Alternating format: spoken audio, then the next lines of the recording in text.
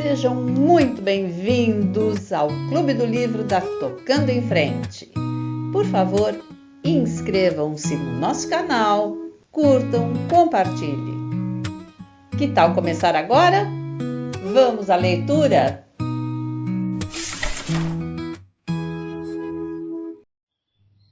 Parte 11. Ouça, disse ela. No meu quarto há uma máquina de costura que nunca uso. Mandarei um par de biscateiros trazê-la para a senhora. E se um dia eu precisar dela, virei até aqui. Seus olhos dirigiram-se para onde Hal, bebezinho, rolava no chão feliz da vida. Gosto de ouvir o barulho das crianças, senhora Claire. De 6 em 6 semanas, chegava a correspondência de Gilambone num carroção puxado por cavalos. Era esse seu único contato com o mundo exterior. Drogheda possuía um caminhão Ford comum, outro caminhão Ford construído especialmente com um tanque de água na carroçaria, um automóvel Ford modelo T e uma limusine Rolls-Royce, mas ninguém parecia jamais utilizá-los para ir a Dili, a não ser Mary Carson infrequentemente. 64 quilômetros era longe como a lua. Blaine Williams conseguira o contato postal do distrito e levava 6 semanas para cobrir seu território. Puxavam-lhe o carroção de teto plano, com rodas de 3 metros, carregado de todas as coisas encomendadas pelas fazendas distantes, 6 magníficas parelhas de cavalos de tiro. Assim como o Correio Real, ele transportava artigos de mercearia, gasolina em tambores de 44 galões, querosene em latas quadradas de 5 galões, feno, sacos de milho, sacos de açúcar e farinha, caixas de chá, sacos de batatas, máquinas agrícolas, brinquedos e roupas pedidos pelo correio à casa de Anthony Horton, em Sydney, e tudo mais que devesse ser trazido de Dili ou de fora. Locomovendo-se a esplêndida velocidade de 32 km por dia, recebiam-no muito bem onde quer que parasse. Assediavam-no de perguntas sobre as notícias e o tempo de outros lugares, e entregavam-lhe os pedaços rabiscados de papel cuidadosamente enrolados em torno do dinheiro para as mercadorias que compraria em Dili, e as cartas laboriosamente escritas que iam parar no saco de lona, onde se lia Correio Real GVR. A oeste de Dili só havia 2 fazendas no seu caminho, Drogheda, a mais próxima, e Bugela, a mais afastada. Além de Bugela, ficava o território que só recebia correspondência de 6 em 6 meses. A carroça de Bluey descrevia um grande arco zigue-zagueante ao percorrer todas as fazendas a sudoeste, a oeste e a noroeste. Depois regressava a Dili antes de partir, rumo ao leste, jornada mais curta, porque a cidade de Booro se responsabilizava por 96 quilômetros a leste. Às vezes, trazia pessoas sentadas ao seu lado, no assento de couro da boleia descoberta, visitante ou gente à procura de trabalho. Às vezes levava pessoas, visitantes ou pastores, criadas ou biscateiros descontentes, e de raro em raro uma governanta. Os criadores de carneiros possuíam condução própria, mas os que trabalhavam para criadores de carneiros dependiam do Bluey para seu transporte, assim como dependiam dele para suas mercadorias e sua correspondência. Depois que as peças de fazenda encomendadas por Fi chegaram pelo correio, ela sentou-se à máquina de costura que havia ganho e começou a fazer vestidos folgados para si e para Maddie, calças e macacões leves para os homens, camisolões para Hall e cortinas para as janelas, tudo de algodão. Não havia dúvida de que a gente não sentia tanto calor usando menos roupas e roupas mais folgadas. A vida era solitária para Maddie, que dos irmãos só tinha Stuart para fazer-lhe companhia. Jack e Hugh saíam com o pai a fim de aprender o ofício de pastor de ovelhas, Jacarroz, como se chamavam os jovens aprendizes. Stuart não era companhia para ela como haviam sido Jack e Hugh. Vivia num mundo próprio. Menino sossegado, preferia ficar sentado horas a fio observando o comportamento de uma fila de formigas a trepar em árvores, ao passo que Maddie adorava trepar em árvores e achava maravilhosos os eucaliptos australianos, de variedades infinitas. Não que lhe sobrasse muito tempo para trepar em árvores ou para observar formigas, pois Maddie e Stuart trabalhavam como gente grande. Rachavam e transportavam a lenha, abriam buracos para o lixo, cuidavam da horta e tratavam das aves e dos porcos. Também aprenderam a matar cobras e aranhas, embora nunca deixassem de temê-las.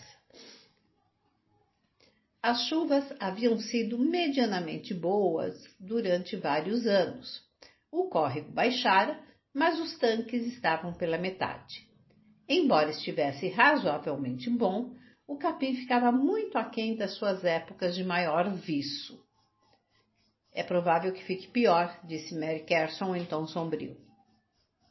Mas eles conheceriam uma enchente antes de enfrentar a seca.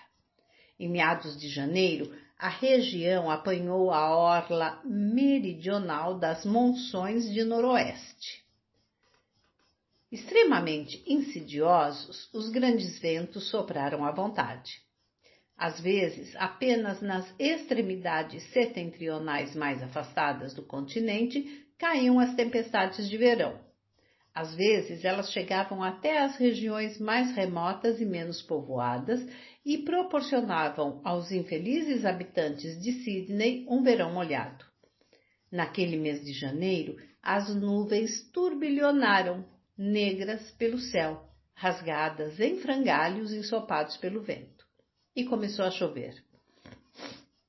Não foi uma chuva fina, mas um dilúvio persistente e atroador, que parecia não acabar mais. Eles tinham sido avisados. Bluey Williams aparecera de repente com o carroção carregado até o teto e 12 cavalos de reserva atrás de si, pois pretendia terminar seus giros antes que as chuvas tornassem impossível novos fornecimentos às fazendas. As monções vêm vindo, disse ele, enrolando um cigarro e indicando pilhas de artigos suplementares de mercearia com o cabo do relho. O Cooper, o Barcoo e o Diamantina transbordaram. Todo o interior de Queensland está mais de meio metro abaixo da água. E aqueles pobres coitados estão tentando encontrar um morrinho qualquer para guardar os carneiros. Súbito instaurou-se uma espécie de pânico controlado. Ped e os meninos trabalhavam como doidos, tirando os carneiros dos pastos mais baixos e levando-os para o mais longe possível do córrego e do Barrow. Padre Ralph apareceu, selou sua montaria e saiu com Frank e a melhor matilha de cães na direção de 2 pastos ainda não evacuados ao longo do Barrow, enquanto Ped e os 2 pastores de ovelhas, cada um acompanhado de um garoto, seguiam em outras direções. O próprio padre Ralph era um excelente pastor. Montava uma égua castanha, puro sangue, que Mary Carson lidera, e trajava calças de montaria amarelo pálidas de corte perfeito, botas amarelas reluzentes que lhe chegavam aos joelhos, e uma camisa branca imaculada com as mangas arregaçadas sobre o braço musculoso e o pescoço descoberto, deixando ver o peito moreno e liso. Vestindo velhas e largas calças cinzentas de sarja, presas abaixo do joelho com tiras de couro de canguru e uma camiseta cinzenta de flanela, Frank sentia-se como um parente pobre. Exatamente o que ele era, pensou, seguindo o cavaleiro ereto sobre a égua bonita através de uma moita de buchos e de um pinhal, além do córrego. Ele próprio cavalgava um animal de lida, molhado, duro de boca, um diabo genioso e voluntarioso, que odiava feroz outros cavalos. Os cachorros latiam e pulavam, excitados, lutando entre si e rosnando, até que os separava uma chicotada magistralmente aplicada pelo padre Ralph. Dir-se-ia que não houvesse nada que o homem não soubesse fazer. Familiarizado com os assobios convencionais para incitar os cães ao trabalho, ele manejava o chicote muito melhor do que Frank, que ainda estava aprendendo essa exótica arte australiana. O grande cão de manto azul da raça Queensland, que dirigia a matilha, apegou-se ao padre e seguiu servilmente, sem discutir, o que dava a Frank decididamente uma situação subalterna. Metade de Frank não se importava com isso. Só ele, entre os filhos de Paddy, não gostava da vida em Drogheda. Seu maior desejo fora deixar a Nova Zelândia, mas não para isso. Detestava o incessante patrulhar dos pastos, o chão duro para dormir na maior parte das noites, os cães selvagens que não podiam ser tratados como animais domésticos e eram sacrificados quando descumpriam sua obrigação. Mas a cavalgada sob as nuvens que se adensavam tinha em si um elemento de aventura. Até as árvores que vergavam e estalavam pareciam dançar com bárbara alegria. Padre Ralph trabalhava como um homem dominado por uma obsessão, atiçando os cachorros no encalço de bandos distraídos de carneiros e fazendo as tolas bolotas de lã saltarem e balirem assustadas, até que as formas baixas que lhe estavam à relva os ajuntavam e punham a correr. Somente a posse dos cães permitia um punhado de homens operar uma propriedade do tamanho de Drogheda. Educado para lidar com carneiros ou com o gado, o dingo inteligentíssimo necessitava de muito pouca direção. Ao cair da noite, Padre Ralph e os cães, ajudados por Frank, que procurava fazer o melhor que podia e não fazia grande coisa, haviam retirado todos os carneiros de um pasto, serviço que em épocas normais levava vários dias. O padre desarreou a égua ao pé da porteira do segundo pasto, afirmando otimista que ainda tirariam os carneiros dali também antes de começar a chuva. Os cães estavam escarrapachados na grama, com a língua de fora, enquanto o grande Queensland sacudia a cauda, subserviente aos pés de Padre Ralph. Frank arrancou do alforge um repugnante pedaço de carne de canguru e arremessou-o aos cachorros, que se atiraram a ele, abocanhando-os e mordendo-os uns aos outros. Feras medonhas e sanguinárias, disse ele. Não se comportam como cães, parecem chacais. Pois creio que estão, provavelmente, muito mais próximos do que Deus pretendia que fossem os cachorros, acudiu Padre Ralph com mansidão. Alertas, inteligentes, agressivos e quase indomados. Pessoalmente, eu os prefiro à espécie dos animaizinhos de estimação. Sorriu-se o padre. Os gatos também. Não os observou em torno dos barracões? Selvagens e maus como panteras. Não deixam nenhum ser humano aproximar-se deles. Porém, magníficos caçadores, que a nenhum homem dão o título de amo ou provedor. Extraiu um pedaço frio de carne de carneiro e um pacote de pão com manteiga do seu alforge. Cortou um bom naco da carne e estendeu o resto a Frank. Colocando o pão com manteiga sobre um tronco entre ambos, enterrou os dentes brancos no guisado com evidente prazer. Mitigou a sede com o conteúdo de um cantil de lona e, a seguir, enrolou um cigarro. Este é o melhor lugar para dormir, disse ele, desencorreando o cobertor e pegando na sela. Frank seguiu até a árvore, comumente tida pela mais bela nessa parte da Austrália. As folhas, quase perfeitamente arredondadas, tinham uma cor verde pálida de lima e a folhagem densa.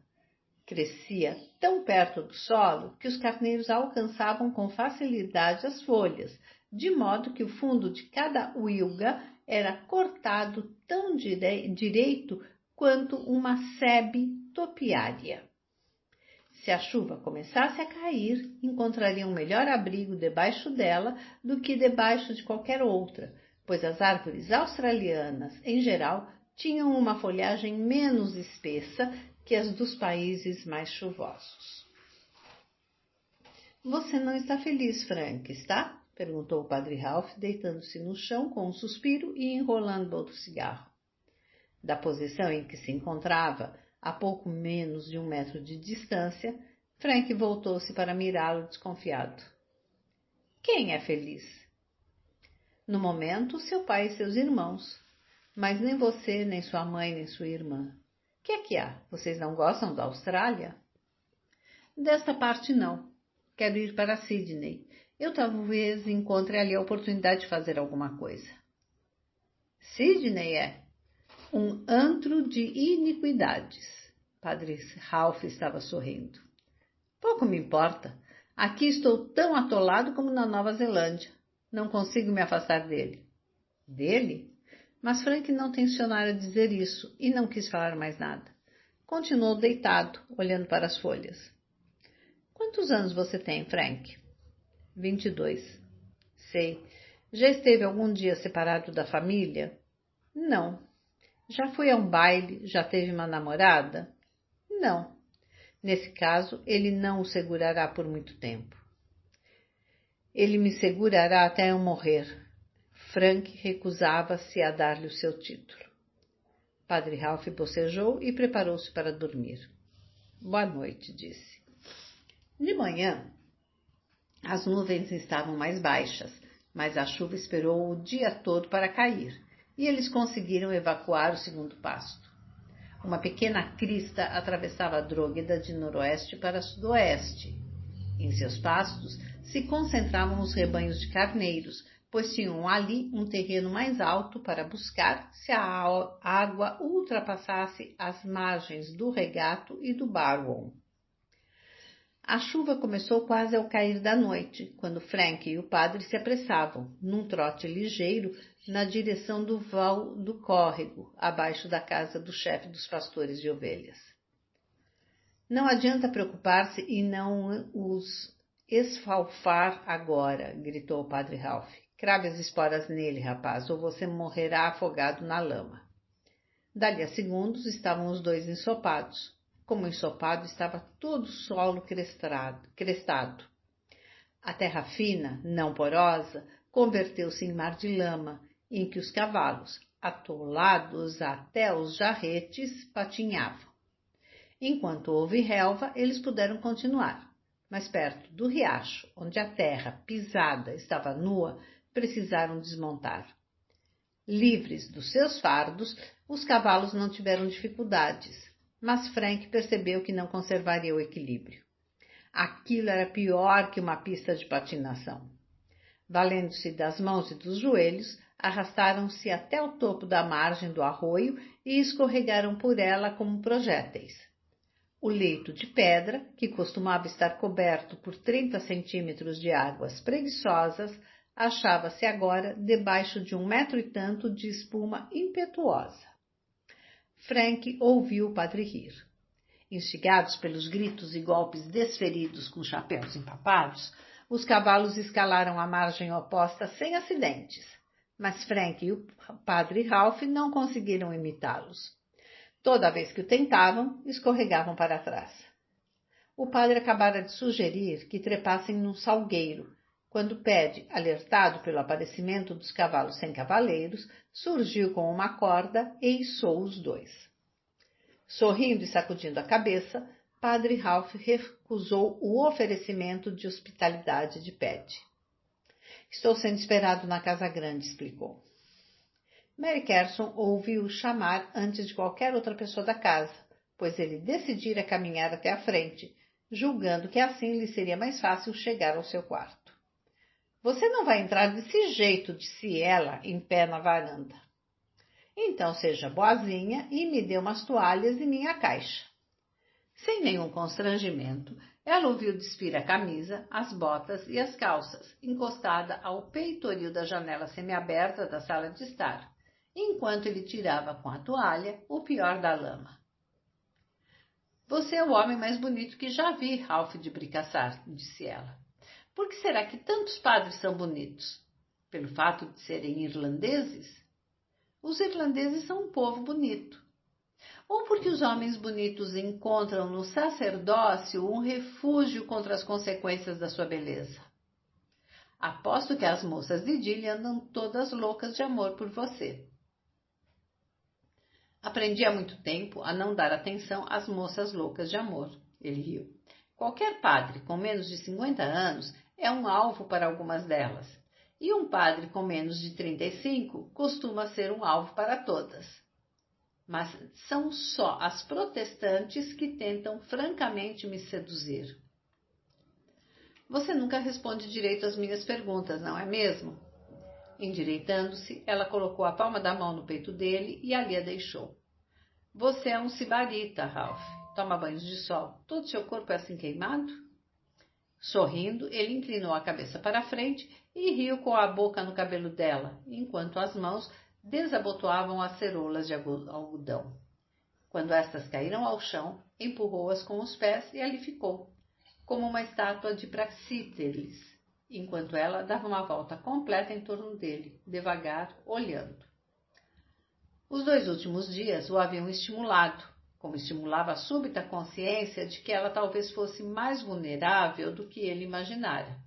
Mas conhecendo-a, sentiu-se perfeitamente seguro ao perguntar. Você quer que eu faça amor com você, Mary? Ela contemplou-lhe o pênis flácido, rindo muito. Eu seria incapaz de exigir-lhe tamanho sacrifício. Você precisa de mulheres, Ralph? A cabeça dele recuou, num gesto desdenhoso. Não. De homens? São piores que as mulheres. Tampouco preciso deles. E de si mesmo? Menos ainda.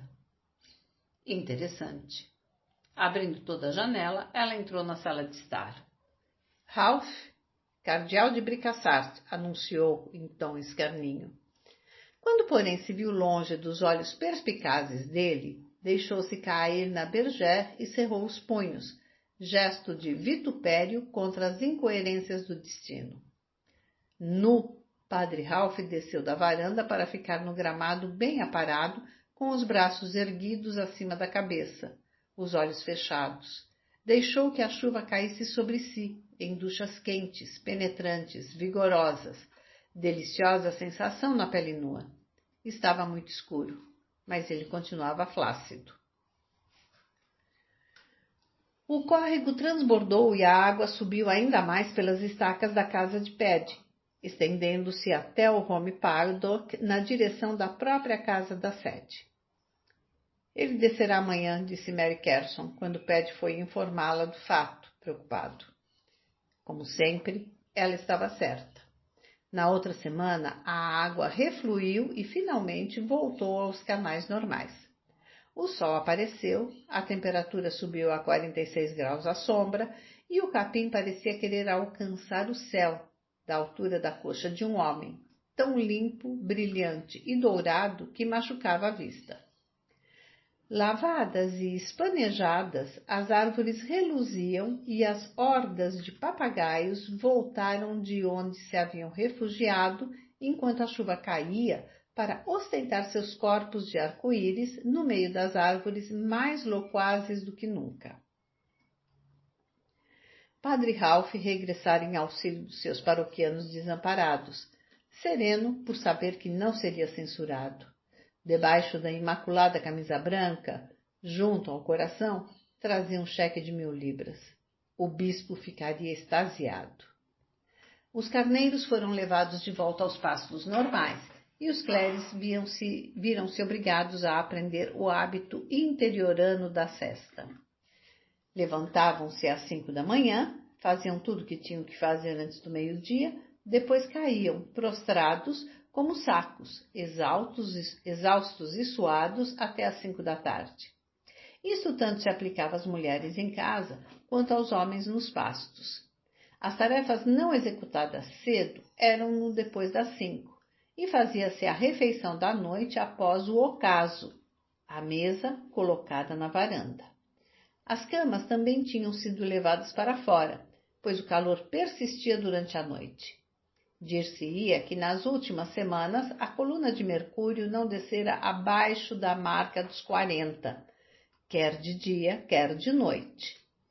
A carne de vaca era uma lembrança esquecida, e só havia para comer um carneiro suficientemente pequeno para durar sem se estragar até ser todo deglutido. Seus paladares ansiavam por uma mudança da eterna rotina de costeletas assadas de carneiro, cozido de carneiro, torta de carneiro bem picada, carne de carneiro temperada com caril, pernil assado de carne de carneiro cozida e conservada em vinagre, carne de carneiro cozida e servida em panela de barro. No começo de fevereiro, porém, a vida mudou de repente para Madge e Stuart, que foram mandados como internos para o convento de Lambone, pois não havia escola mais próxima. Hall, disse Paddy, faria o curso por correspondência da escola dos dominicanos em Sydney, quando tivesse idade para isso. Mas nesse meio tempo, como Madge e Stuart estivessem acostumados a professoras, Mary Carson se oferecera generosa para pagar-lhes a pensão e o ensino no convento de Santa Cruz. Além disso, Fia andava tão ocupada com Hall que não poderia vigiar também as aulas por correspondência. Ficara tacitamente entendido, desde o começo, que Jack e Hugh não prosseguiriam seus estudos. Drogheda precisava deles na terra, e a terra era o que eles queriam. Madge e Stuart encontraram uma existência estranha e pacífica em Santa Cruz depois de sua vida em Drogheda, mas, sobretudo, depois do Sagrado Coração em Warrine. Padre Ralph dera a entender sutilmente às freiras que, além de serem as duas crianças suas protegidas, a tia delas era a mulher mais rica de Nova Gales do Sul. Assim sendo, a timidez de Madge passou de vício a virtude, e o estranho isolamento de Stuart, o seu hábito de ficar olhando durante horas para distâncias incomensuráveis, valeu-lhe o epíteto de santo. Era verdadeiramente muito pacífico, pois havia pouquíssimos internos. Os moradores do distrito que tinham dinheiro bastante para internar os filhos no colégio sempre preferiam Sydney. O convento cheirava a verniz e a flores, e seus altos e escuros corredores emanavam quietude e uma tangível santidade. As vozes eram abafadas. A vida prosseguia por trás de um véu negro e fino. Ninguém os açoitava, ninguém gritava com eles. E havia sempre o padre Ralph. Este vinha vê-los com frequência e os hospedava na casa paroquial com tanta regularidade que decidiu pintar o quarto usado por Madge de um delicado verde maçã e comprar cortinas novas para as janelas e uma colcha para a cama. E Stuart continuou a dormir num quarto que continuava marrom e creme, apesar de 2 redecorações. O fato é que nunca ocorria ao padre Ralph perguntar a si mesmo se Stuart se sentia feliz. Ele era convidado de última hora, que, para não ofender ninguém, também precisava ser incluído na lista. Padre Ralph não sabia exatamente por que gostava tanto de Madge, e, aliás, não perdia muito tempo pensando nisso. O sentimento começara pela piedade, naquele dia no pátio empoeirado da estação da estrada de ferro, quando a notara atrás dos outros, separada do resto da família, em virtude do sexo, conjecturara ele com sagacidade. Entretanto, pouco se lhe dava de saber por que Frank também se movia num perímetro externo, nem se sentia inclinado a ter pena de Frank. Havia neste qualquer coisa que matava as emoções ternas, um coração negro, um espírito carente de luz interior. Mas Madge o comovera insuportavelmente, e ele não sabia por quê.